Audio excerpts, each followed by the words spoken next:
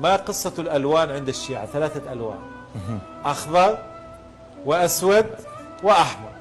هذه الألوان الثلاثة عادة.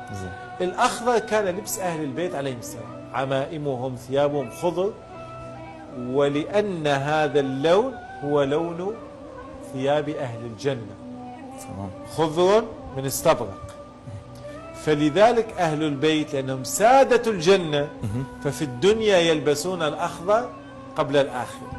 أما اللون الأسود فهو لون الحداد، وهذا اللون معروف في كل العالم اليوم، في المناسبات الحزينة يلبس الحداد. ماذا بقي؟